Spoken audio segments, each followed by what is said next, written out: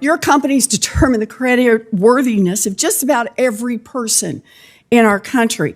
And you make money by collecting and selling information about an individual's past success in repaying their debts, the amount of money that they owe, and other factors that you claim predict the likelihood of repaying their debts going forward. So credit reports that you produce have big consequences for people's lives.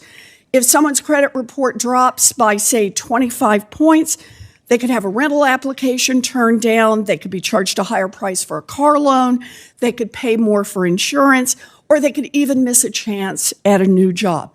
So it is really important that the data is right. Last year, over 100 million Americans had medical debt. CFPB research shows that medical collections are less predictive of consumers' future delinquency rates than non-medical debt collections. And research by FICO finds that medical collections that have been paid, this one really gets me, the ones that have been paid are even less predictive of consumers' credit worthiness than unpaid medical collections. So, Mr. Begor, you are the CEO of Equifax. Do you agree with the research showing that medical debt collections are not as good at predicting the likelihood of default as other kinds of debt like car loans, mortgages, and the like? Medical debt is a very complex topic, Senator. A lot of medical debt isn't taken on willingly by consumers, so we appreciate the complexity of the medical debt as a complex that's not the process. question I'm asking you. I understand that it's complex. The question I'm asking is its predictive value compared with, say, car loans, mortgages, and paying the rent. It still has a predictive value, but the Senator knows that we took a proactive action to exclude medical debt under $500, as well as excluding I understand what you've debt. already done. I'll ask my question for a third time. Is it less predictive than other forms of paying your bills? It's still a predictive element in paying bills. Is it less predictive than other forms of paying your bills? I don't have that information available to me. You don't how have predictive that it is. information available? Are you kidding me? You are the head of one of the biggest credit reporting agencies in the country, and you don't know the relative predictability of one of the major forms of debt that you report on? Good afternoon, friends. I have important news to share with you this Wednesday.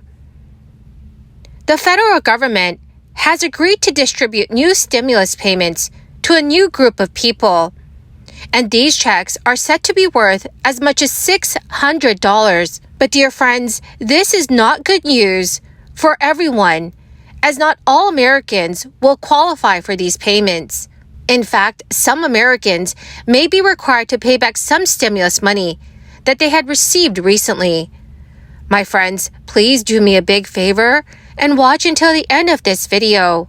Also, in 2 days, this coming Friday, I will be announcing more winners for the Walmart gift card giveaway. If you'd like to enter these weekly giveaway, friends, all you have to do is click and like several of my videos, and then comment below the keyword of each video that you watch. The more videos that you comment on, dear friends, the greater your chances of winning the giveaways. Nearly 20 states approved stimulus payments in one form or another in 2022, and residents in a dozen of them are still waiting for their money. But more checks are actually on the way to farm workers and meat packers. According to government officials, farm workers and meat packers will be eligible to claim a $600 payment for their work during the crisis. The $600 payment is being administered by the nonprofit PASA Sustainable Agriculture, which is working with the U.S. Department of Agriculture to distribute these payments through the Farm and Food Workers Relief Program.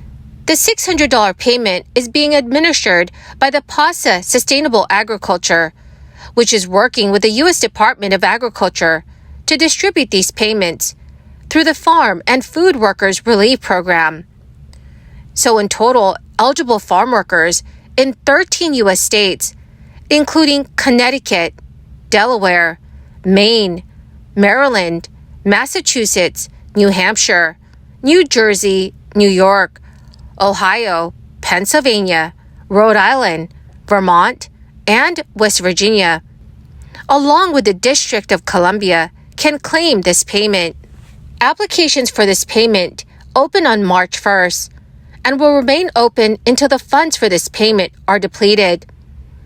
To be eligible for this payment, a claimant must provide photo identification and proof that they were employed as either a farm worker or meatpacking worker in the United States between January 27, 2020 and April 11, 2023, which was when President Biden ended the crisis national emergency.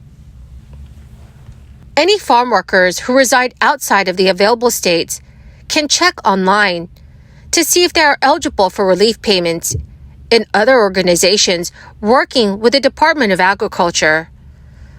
But over in the state of Massachusetts, hundreds of thousands of residents might owe the state if they received overpayments in unemployment benefits over the last few years, bringing down the value of their tax refund this year.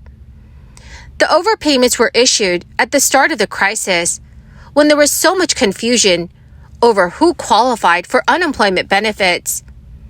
In the wake of these overpayments, Massachusetts Department of Unemployment Assistance is now trying to get $719 million back from taxpayers who will help return this money with their tax refunds from filing taxes this year. A total of 112,000 Massachusetts residents owe money in unemployment overpayments, and on average, all of them owe $6,400 to the federal and state government. Of the 112,000 tax refunds that will be intercepted, the taxpayers who they are for have been contacted several times by the department. It is not yet known how much the state will get back with the refunds. But beyond these 112,000 residents, there are another 59,000 residents who owe, in total, about $370 million. These people stand out from the 112,000 residents because they had qualified for an overpayment waiver but failed to claim it. The state of Massachusetts is conducting more outreach to determine repayment plans, so these 59,000 residents will not have any money taken from their tax refunds. Today, Democrats in the California Senate said they want to raise taxes on some of the largest corporations so they can cut taxes for nearly every other business. But the proposal was met with swift opposition from the business community and Democratic Governor Gavin Newsom. He highlighted the rocky state budget because the state of California is facing an estimated $22.5 billion budget deficit. All California businesses pay a state tax rate of 8.84% on income. It is a figure that has not changed since 1997. This new proposal would create two tax rates for businesses in California. Companies would pay 6.63% on the first $1.5 million they earn. Any money made above that would be taxed at 10.99%. The higher tax rate would only apply to about 2,500 companies and would bring in an extra $7.2 billion in revenue for the state.